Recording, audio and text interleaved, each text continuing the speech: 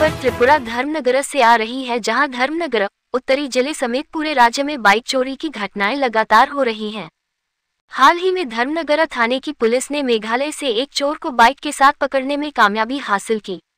रगना ग्राम पंचायत की सुलेमान मियां की Pulsar 150 bike आज यानी गुरुवार की सुबह करीब 4 बजे चोरी हो गई।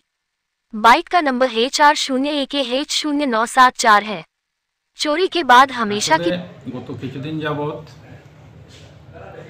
ধর্মনগর থেকে কিছু বাইক চুরি করে নিয়ে যাচ্ছিল।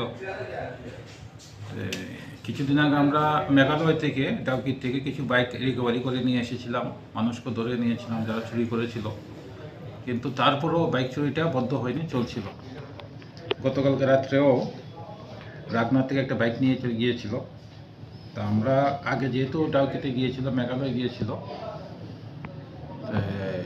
আমাদের ধর্মনগর থানার বড়বাবু আসাম পুলিশের সঙ্গে থানার সঙ্গে যোগাযোগ করেছিল। আমি এখানে এসপি সাহেবের সঙ্গে যোগাযোগ করেছিলাম।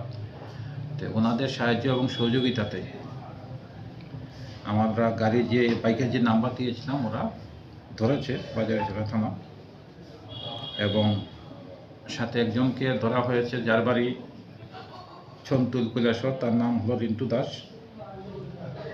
সাথে আরেকজন ছিল, সে পালিয়ে যায়।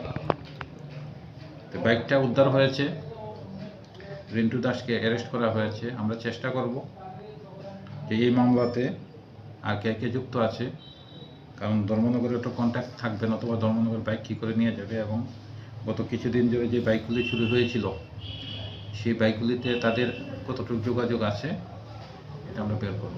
স্যার, যে আসামি পালিয়ে গেছে তার নাম কি পাওয়া গেছে? তার নামটা এখন ইনভেস্টিগেশনের সাথে এখন বলবো না, দেখি তাকেও ধরা হবে, ডিটেলস পেয়েছি আমরা।